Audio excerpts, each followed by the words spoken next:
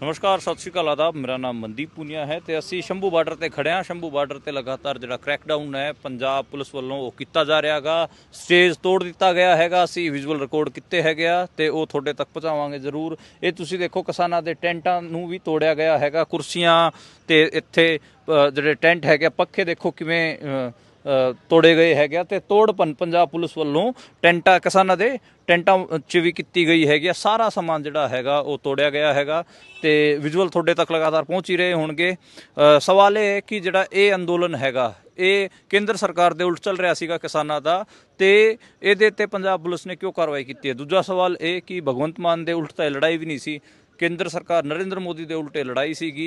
तुसीं याद करो 2020 का अंदोलन उस ओनू भी नरेंद्र मोदी सरकार उहदे भी ओनू भी खत्म नहीं कर पाई सीगी। तो इस अंदोलन नूं खत्म करने का जिम्मा भगवंत मान ने लिया है। तो ये देखो ये ते खासे सवाल उठ रहे हैं। पोलिटिकली बहुत सारे सवाल उठ रहे हैं, खड़े हो रहे हैं कि जब ये अंदोलन सीगा ही नहीं पंजाब सरकार का दे उल्ट ये तो केंद्र सरकार के उल्ट सीगा, फिर पंजाब सरकार ने क्यों ये क्रैकडाउन किया। दूजी गल ये कि किसान जिहड़े आगू सीगे वो मोर्चे नूं छड्ड के चंडीगढ़ गए सीगे। केंद्रीय मंत्री शिवराज सिंह चौहान उन्हां नाल गलबात करने वास्ते केंद्रीय खेतीबाड़ी मंत्री चंडीगढ़ आए हुए सी। जदों वापस परत रहे सी उदों ये क्रैकडाउन होयागा। तो ये भी सवाल बनता गा कि उदों क्रैकडाउन क्यों किया गया। पहला भी पंजाबियों नाल ये हुंदा रहा गा।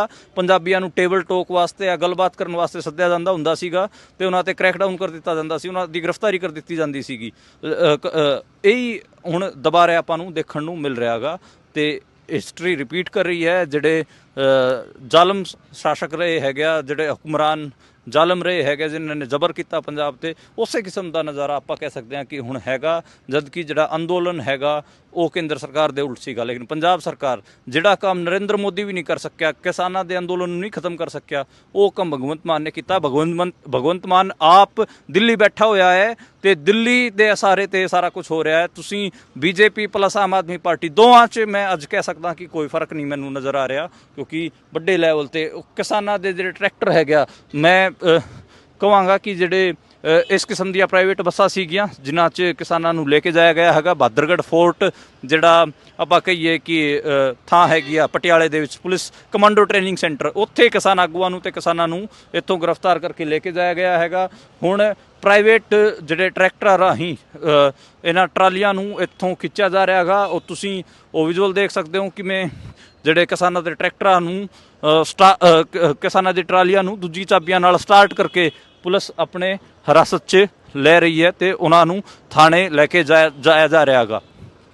तुसीं देख सकते हो कि किमें मैं मेरे सहयोगी कहांगा कि वो ये जिहड़े ट्रैक्टर ने किसानों के उन्होंने भी पंजाब पुलिस ने अपने चाबियां नाल देखो ये प्राइवेट बंदे ने इन्हां दे मूहां ते प्राइवेट ड्राइवर रुमाल बन्निया गया है तो रुमाल बन के ये लेके जा रहे हैं। देखो किसानों के ट्रैक्टर ट्रालियां नूं किवें उजाड़ के ਉਹਦੇ ਤੇ ਜਿਹੜਾ एक किसान का तंबू भी सीगा, 2 ट्रालियां ਇਹਦੇ ਤੇ ਲੱਗੀਆਂ ਹੋਈਆਂ ਨੇ, ਇਹ ਵੀ ਲੈ ਕੇ ਜਾ ਰਿਹਾ ਗਾ।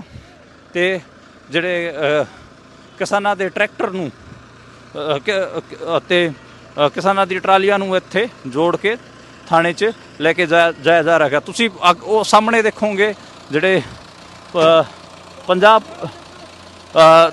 ਤੁਸੀਂ ਇਹ ਵੀ ਦੇਖੋਗੇ ਕਿ ਇਹਨਾਂ ਦੇ ਮੂੰਹਾਂ ਤੇ ਰੁਮਾਲ ਬੰਨਿਆ ਗਿਆ ਹੈਗਾ ਤੇ लगातार जोड़ के लैके जाया जा रहा है।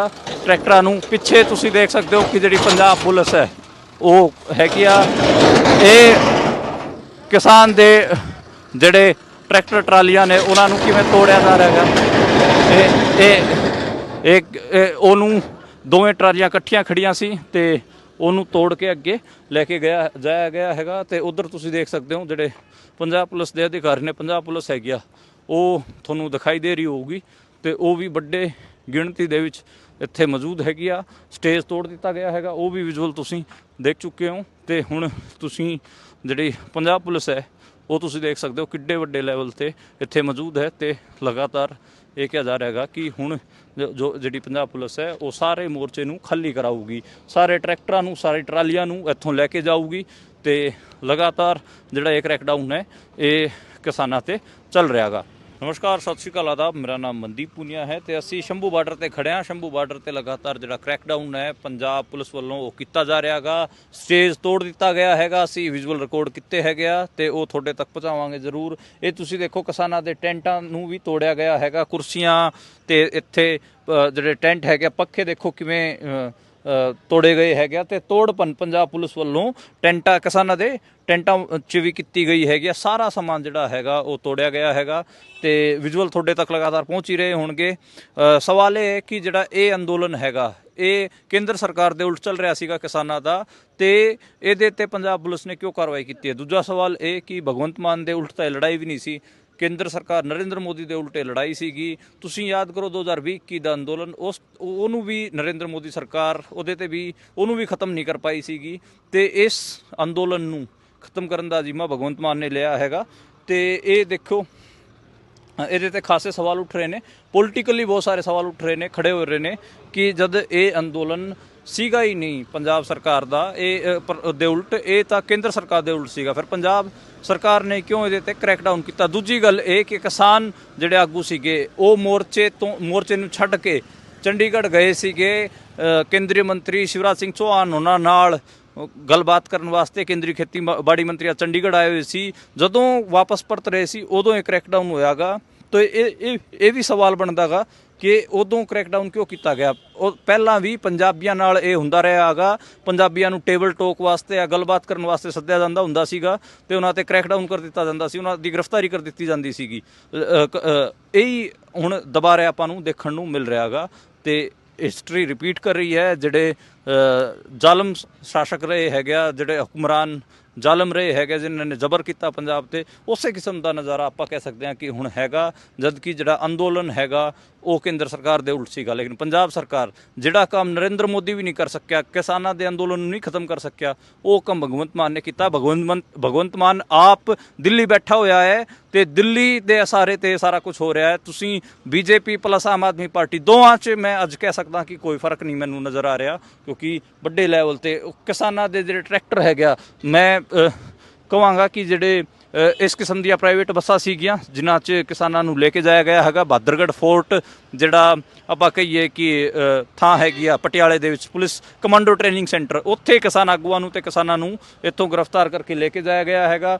ਹੁਣ ਪ੍ਰਾਈਵੇਟ ਜਿਹੜੇ ਟਰੈਕਟਰਾਂ ਰਾਹੀਂ ਇਹਨਾਂ ਟਰਾਲੀਆਂ ਨੂੰ ਇੱਥੋਂ ਖਿੱਚਿਆ ਜਾ ਰਿਹਾ ਹੈਗਾ। ਉਹ ਤੁਸੀਂ ਉਹ ਵਿਜ਼ੂਅਲ ਦੇਖ ਸਕਦੇ ਹੋ ਕਿਵੇਂ ਜਿਹੜੇ ਕਿਸਾਨਾਂ ਦੇ ਟਰੈਕਟਰਾਂ ਨੂੰ ਕਿਸਾਨਾਂ ਦੀ ਟਰਾਲੀਆਂ ਨੂੰ ਦੂਜੀ ਚਾਬੀਆਂ ਨਾਲ ਸਟਾਰਟ ਕਰਕੇ ਪੁਲਿਸ ਆਪਣੇ ਹਿਰਾਸਤ 'ਚ ਲੈ ਰਹੀ ਹੈ ਤੇ ਉਹਨਾਂ ਨੂੰ ਥਾਣੇ ਲੈ ਕੇ ਜਾਇਆ ਜਾ ਰਿਹਾ ਹੈਗਾ।